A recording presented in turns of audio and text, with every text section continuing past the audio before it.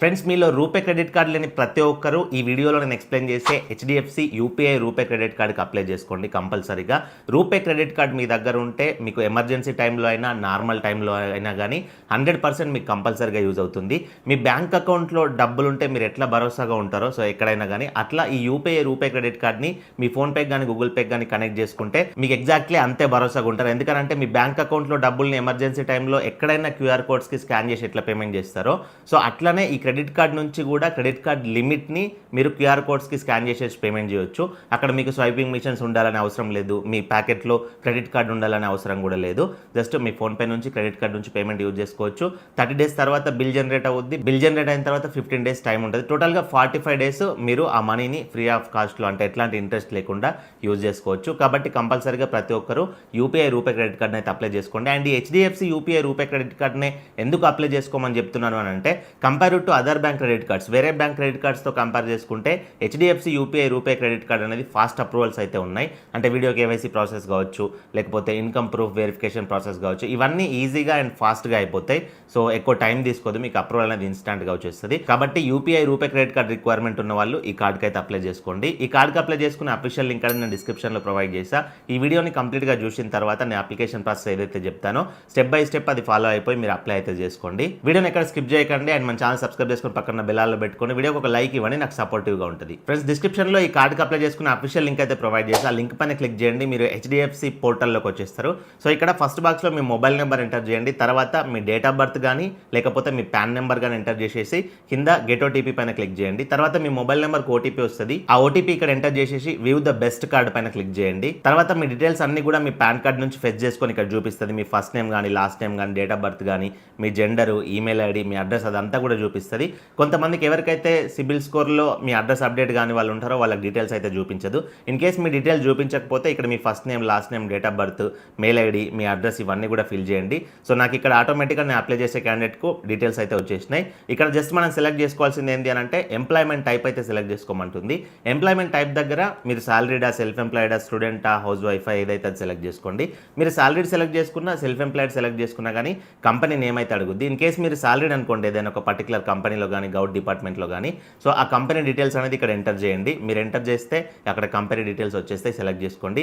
In case మీకు self employment అంటే ఒక బిజినెస్ కానీ ఒక షాప్ కానీ ఉందనుకోండి, అదర్ పైన టిక్ చేసేసి ఆ బాక్స్లో మీ షాప్ నేమ్ అనేది ఎంటర్ చేసేయండి. తర్వాత యువర్ కరెంట్ డిజిగ్నేషన్ దగ్గర మీరు సాలరీడ్ పర్సన్ అయితే మీ డిజిగ్నేషన్ ఏంటి అంటే మీ జాబ్ రోల్ ఏంటి అనేది అక్కడ ఎంటర్ చేసి సెలెక్ట్ చేసుకోండి. ఇన్ కేస్ మీరు బిజినెస్ పర్సన్ అనుకోండి, మీకు ఓన్ బిజినెస్ ఉందనుకోండి, ఆ బిజినెస్కి మీరు ప్రొపరేటర్షిప్ కాబట్టి సో ప్రొపరేటర్షిప్ అని మీరు అక్కడ ఎంటర్ చేస్తే అక్కడ వచ్చేస్తుంది. సో దాన్ని సెలెక్ట్ చేసుకోండి. తర్వాత మీ వర్క్ ఈమెయిల్ ఐడి అడుగుద్ది. ఇన్ కేస్ మీరు సాలరీడ్ పర్సన్ అనుకోండి, మీ కంపెనీ మెయిల్ ఐడి అనేది ఇక్కడ మెన్షన్ చేయండి. మీ కంపెనీ మెయిల్ ఐడికి బ్యాంక్ నుంచి మెయిల్ కూడా వెళ్తుంది. సో మీరు వాళ్ళ కంపెనీలో వర్క్ చేస్తున్నారని మీ కంపెనీ వాళ్ళు వెరిఫై చేసుకోవాల్సి ఉంటుంది.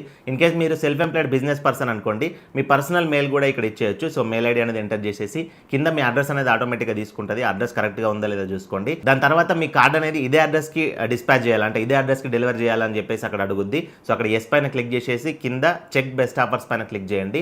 తర్వాత ఇక్కడ కొంతమందికి మీ ఎలిజిబిలిటీని బట్టి కార్డ్ అని చూపిస్తుంది. అంటే హెచ్డిఎఫ్సిలో యూపీఐ రూపే క్రెడిట్ కార్డు ఉంది, money back RuPay credit card ఉంది, ఇట్లా ఒక 5 టైప్స్ ఆఫ్ కార్డ్స్ ఉన్నాయి. ఇక్కడ కార్డ్ అనేది చూపిస్తుంది.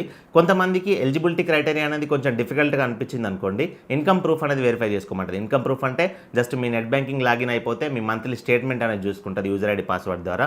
అంటే మీ మంత్లీ మీ బ్యాంక్ అకౌంట్లోకి ఎంత మనీ వస్తున్నాయి, ఎంత మనీ ట్రాన్స్ఫర్ చేస్తున్నారు, జస్ట్ ట్రాన్సాక్షన్ చూసుకోవడానికి. సో ఇక్కడ ఫస్ట్ ఆప్షన్ అనేది ఈజీగా ఉంటుంది ఇన్కమ్ వెరిఫై చేసుకోవడానికి. ఫస్ట్ ఆప్షన్ సెలెక్ట్ చేసేసి కంటిన్యూ పైన క్లిక్ చేయండి.